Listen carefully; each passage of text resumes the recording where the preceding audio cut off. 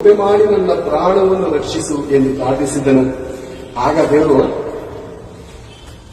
ಯೆಹೋವನು ಸಾಧು ಜನರನ್ನು ಕಾಪಾಡುವವನು, ಕುಗ್ಗಿದವನಾದ ನನ್ನನ್ನು ರಕ್ಷಿಸಿದನು.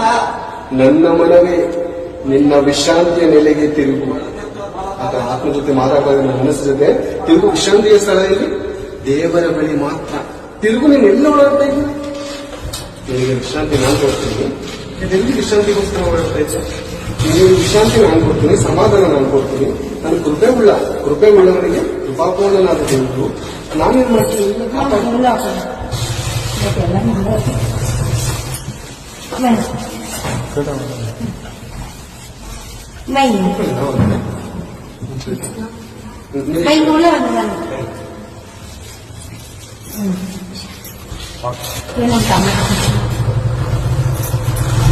ಕೃಪೆ ಮಾಡಿ ನನ್ನ ಪ್ರಾಣವನ್ನು ರಕ್ಷಿಸು ಎಂದು ಪ್ರಾರ್ಥಿಸಿದ್ದನು.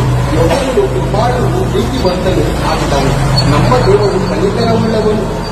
ಯೆಹೋವನು ಸಾಧು ಜನರನ್ನು ಕಾಪಾಡುತ್ತಾನೆ. ಕುಗ್ಗಿದವನಾದ ನನ್ನನ್ನು ರಕ್ಷಿಸಿದನು. ನನ್ನ ಮನವೇ ನಿನ್ನ ವಿಶ್ರಾಂತಿಯ ನೆಲೆಗೆ ತಿರುಗು. ಯೆಹೋವನು ನಿನಗೆ ಮಹೋಪಕಾರಗಳನ್ನು ಮಾಡಿದ್ದಾನಲ್ಲ. ಆತ ಆತ್ಮ ಜೊತೆ ಮಾತಾಡ್ತಾನೆ. ದೇವರು ಎಷ್ಟು ಉಪಕಾರ ಮಾಡಿದ್ದಾರೆ. ಎಷ್ಟೋ ಜನರ ಪ್ರಾಣ ರಾತ್ರಿ ಇದ್ರೆ ಬೆಳಗ್ಗೆ ರಾತ್ರಿ ಎಷ್ಟು ಉಪಕಾರ ಮಾಡಿದ್ದಾರೆ. ನೆನೆಸ್ಕೊ, ಮತ್ತೊಬ್ಬರ್ತೇನು ಮನುಷ್ಯ ಯಾರ ಹತ್ರ ಮಾತಾಡ್ಕೊತಾ ಇದ್ದಾನೆ? ತನ್ನ